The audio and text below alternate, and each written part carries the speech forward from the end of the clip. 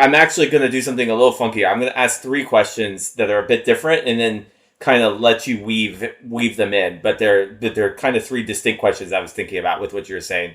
But the first is, how has all of this that you've been talking about, all these different economic changes, neoliberalism and all this stuff, how has it impacted like regular people on like a regular level in the United States? So like your average person, or more, average person is probably the wrong way to phrase that, but regular person.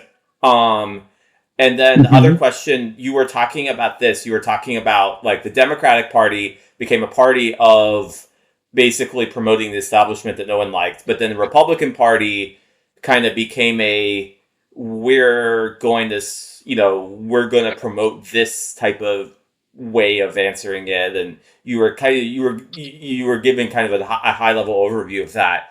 I guess my question is, why did the Republican answer, say under Donald Trump, become compelling to the many regular people for whom it's become compelling to?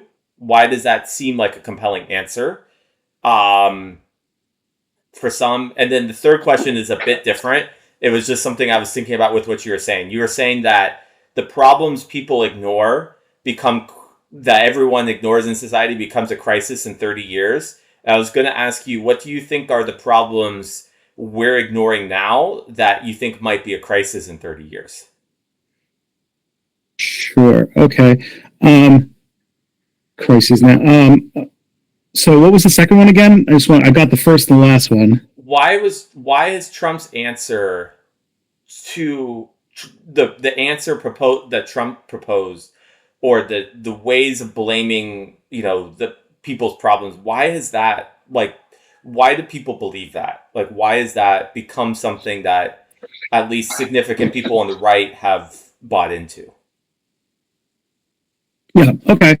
To kind of get into, the first thing is, like, if you were to talk about the neoliberal turn, which, like, basically, like, so neoliberalism is, like, the longer term for it is neoclassical liberalism. So if you think about, like, the way that capitalism developed in the early industrial revolution, you had basically a completely deregulated economy, because, like, governments, like the idea that governments would even, like, that their job was even to do anything with the economy wasn't really, like, a thing in, like, the 1800s.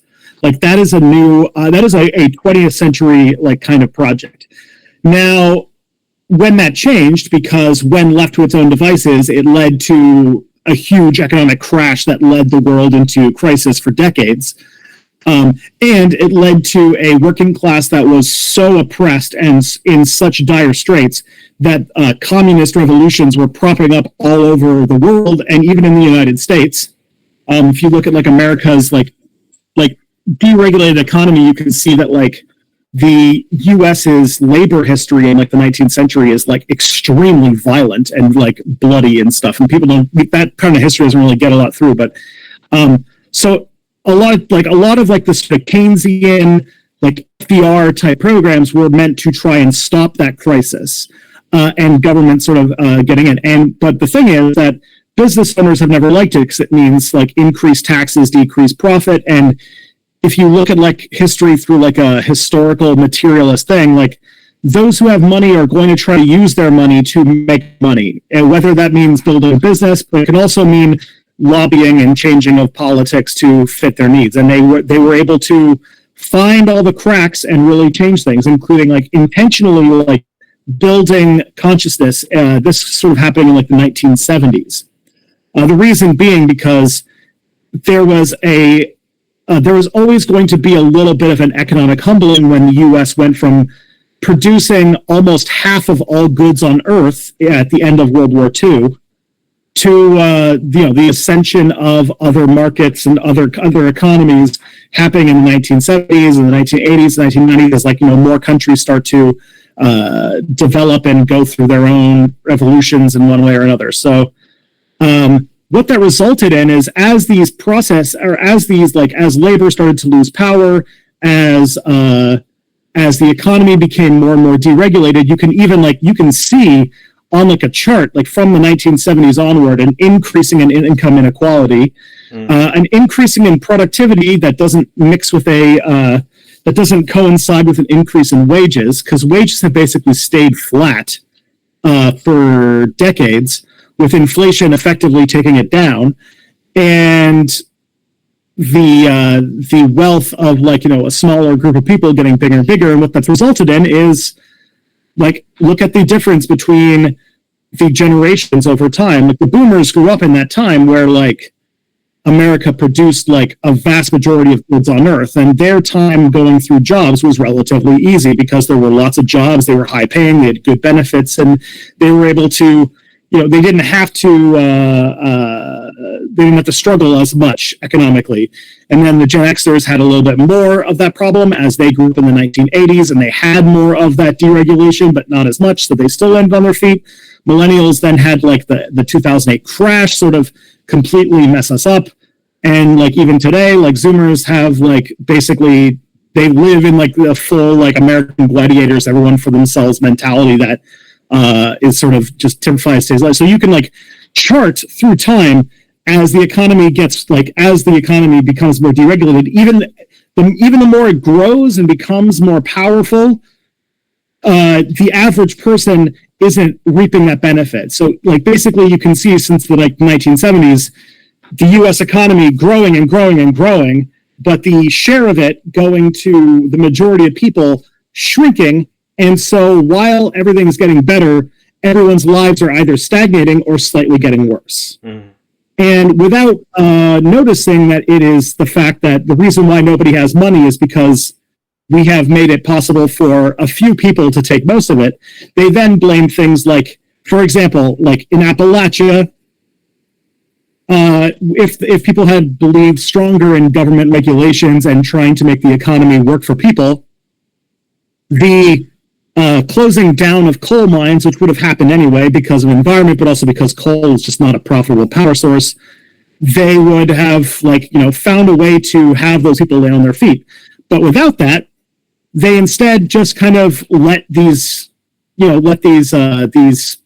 communities decay, and the people who live in that don't see the like market forces that are causing their communities to decay because of people like taking more money for themselves and nobody helping them.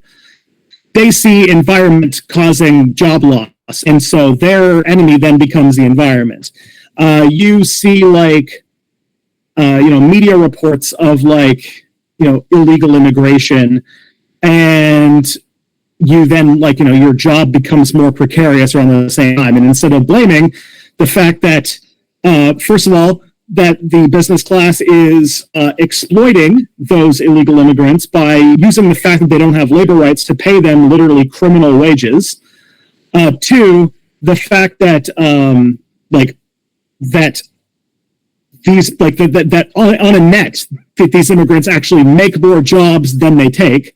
But that mentality that doesn't get through, and so they instead of blaming the fact that like we have more and more billionaires, they would blame immigrants, and that sort of scapegoating becomes like this is like kind of like dovetailing into why Trump is so successful, because it was beneficial to both political parties because basically the Republicans who actively think that this is good would push this and would use the scapegoating in order to get votes. And Democrats basically got into a weird political strategic position where they either agree with this or they think that pushing back against it would cost them elections.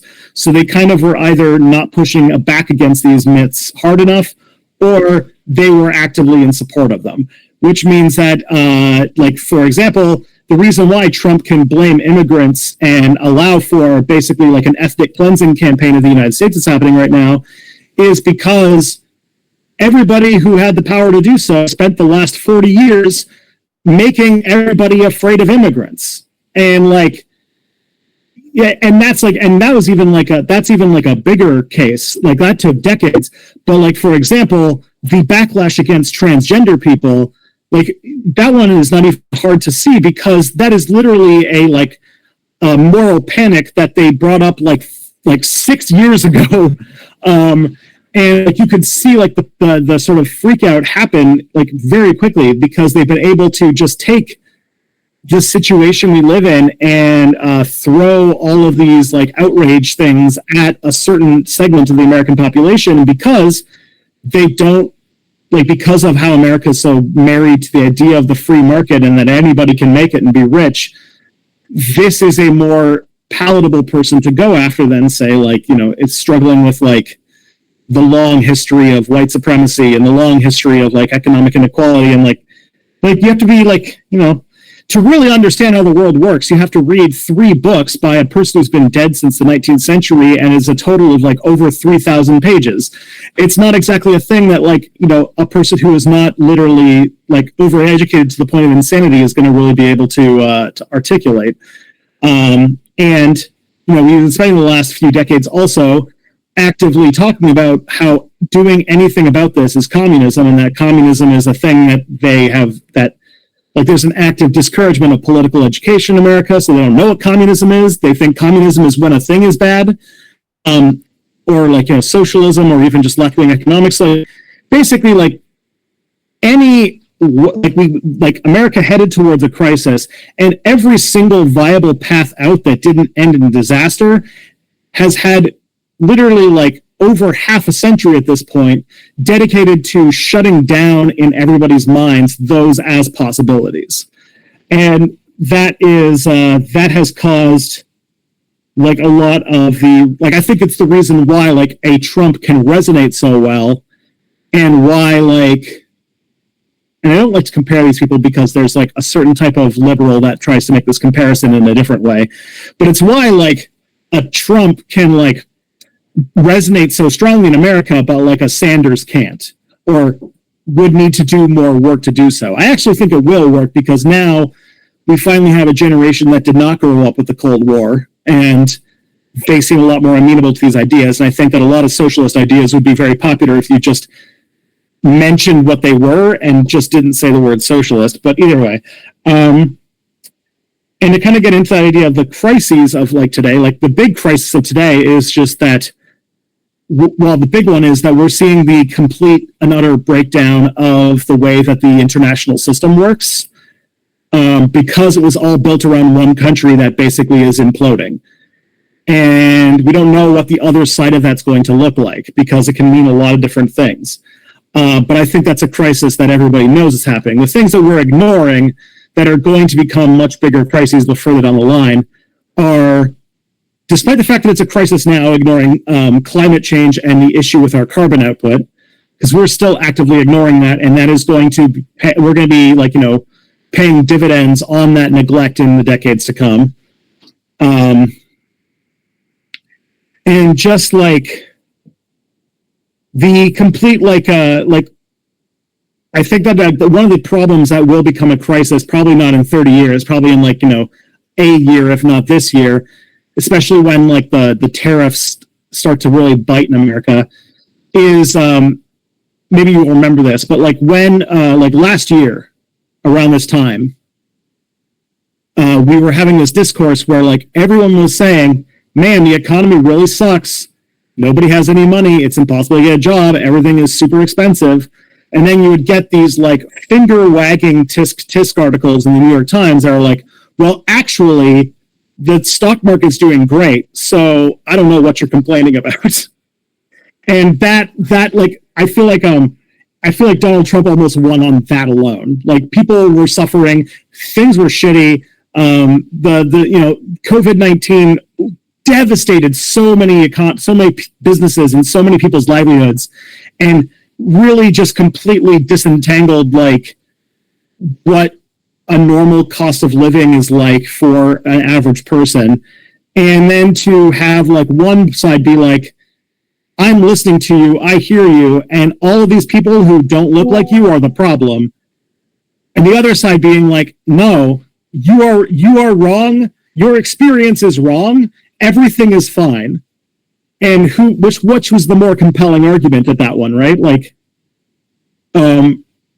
and then of course, they also ignored the ongoing genocide that's happening in Gaza, which has now become like probably one of the worst acts of mass violence to happen since World War II. And like, because they dismissed that as an election issue, and I think they still paid, maybe not as big as I think, but they definitely paid at the polls for that decision. And so like, I think like yeah, a lot of the things like. I think if you want to like be like, what are the crises of today that we're ignoring that are going to become even bigger problems tomorrow? Think about all of the things that the Democrats basically in the last election ignored that their base were pissed off about, and you have a pretty good laundry list of all of the things that are going to be problems. Yeah, that's totally fair. This everything you said makes total sense. So maybe going back a little bit, what you're saying about people being like people experiencing hardship, but then basically blaming maybe undocumented immigrants because they're basically forced in a position where they can get, like you said, almost criminally low wages. Like it to me reminds me of like blaming. It's like blaming the rain, not the clouds. It's like the rain is what you feel on your skin. That's the problem that you experience. But you gotta like look up a little bit to see like what's causing this, what's going on. I mean, it can be a very real thing, but it makes absolute sense what you're saying about there's just a lot more going on. And to me that connects to some of the issues that you were talking about with crises, like we have global inequality. I mean, telling people things are good when they don't feel it's good, that's bad messaging. I interviewed someone before, my name is Kyle Morrison, who is more of an expert on the messaging side of things, and he said like that's just not fundamentally like listening to people is important, and that's not fundamentally listening to people. But also like the stock market being good is not the same as the economy doing well. Like there are many instances where the US economy by its official metrics of like overall metrics are doing really well. Like GDP is going up, like those really big metrics, but inequality is getting worse. Many people's lives are getting harder, even if the total amount of wealth in the United States is going up. To say that you engage with this stuff